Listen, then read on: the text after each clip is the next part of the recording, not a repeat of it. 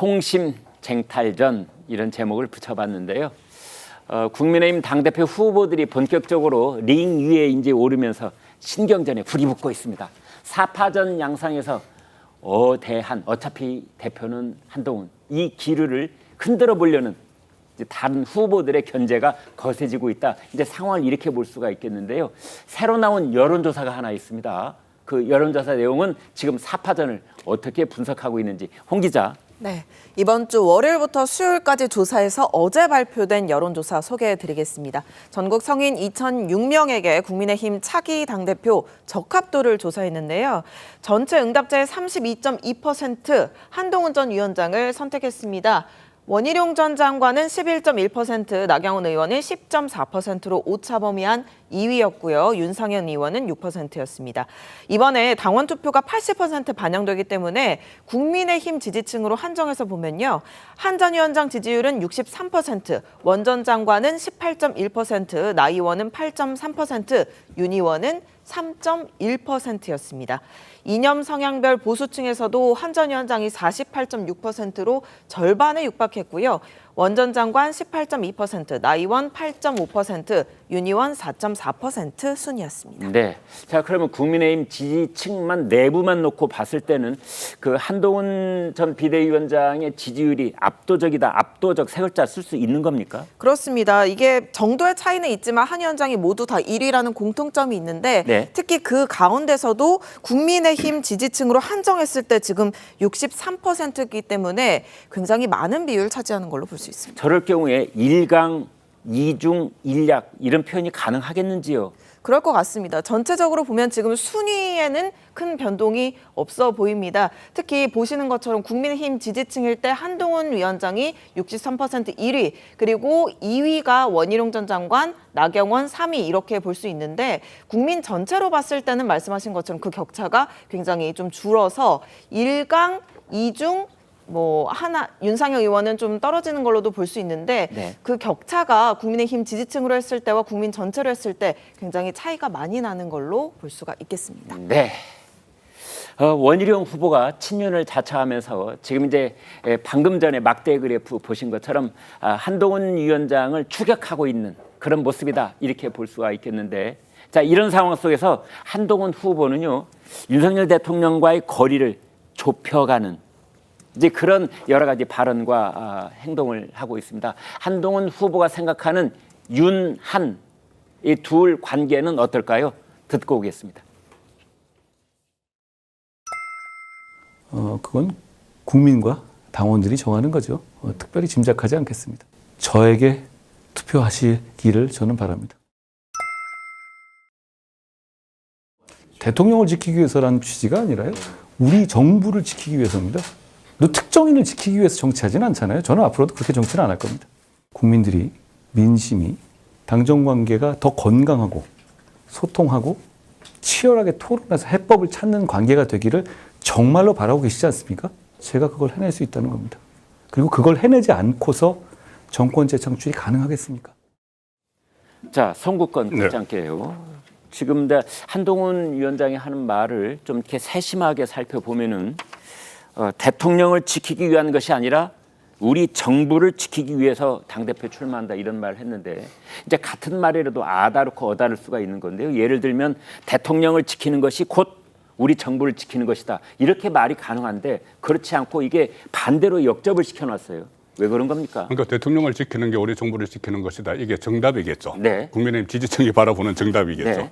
그런데 네. 이제 그렇게는 이야기를 하지 않은 것이 지금 가장 그 경선에서 가장 핵심 이슈가 윤석열 대통령과의 거리 이건데, 네. 본인이 처음부터 뭐 수평적 당정 관계를 이야기를 했기 때문에 네. 윤석열 대통령을 지키는 게 이 정부를 지키는 것이다 이렇게 하지는 못하는 거예요. 내가 예. 윤석열 대통령을 지키는 것보다는 정부를 지켜야 된다 이 말은. 네. 그런데 제가 볼 때는 결국은 같은 말이라고 봐요. 왜냐하면은 예.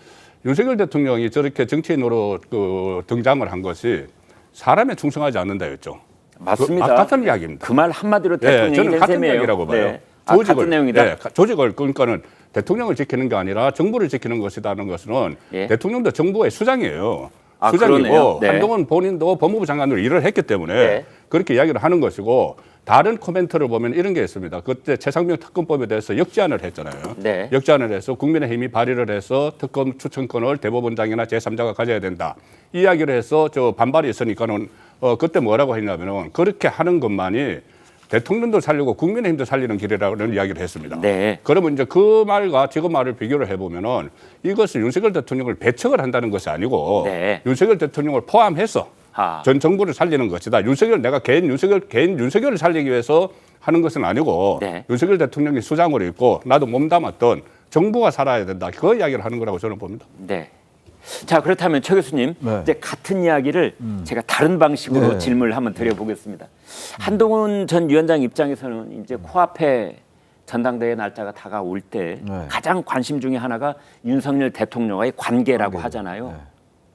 자꾸만 좁혀지는 관계가 돼야 됩니까?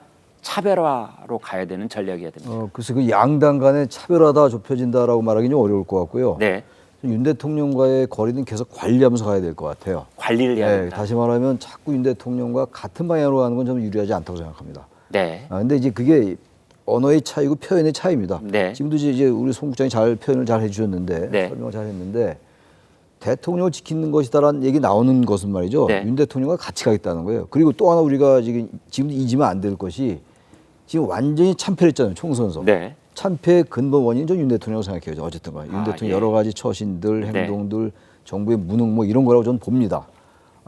그래서 제가 지난번에 한동훈 위원장에 대해서 비판적으로 볼 때 말이죠. 네. 총선 때 왜 운동권 청산론을 꺼낼까 생뚱맞게. 예. 그리고 왜 이조 심판론을 꺼내나. 저건 네. 전략적으로 맞지 않다고 생각한 적이 있었어요. 개인적으로.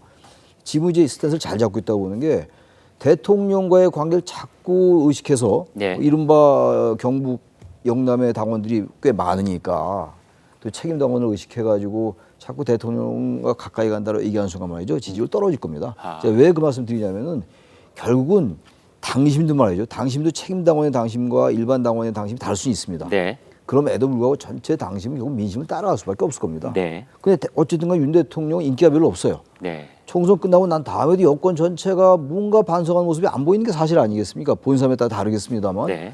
그런데 거기다 대고 윤 대통령과 같이 간다, 윤 대통령 지켜야 된다, 대통령 지켜야 된다. 그게 전형적으로 지금 원희룡 후보 입장 아니겠어요? 네. 그래서 인기가 없다고요. 지금 좀 다른 얘기입니다만 민주당이 저렇게 그야말로 입법 폭주하고 이런데 왜 봐주는 이유가 뭔지 아세요? 네.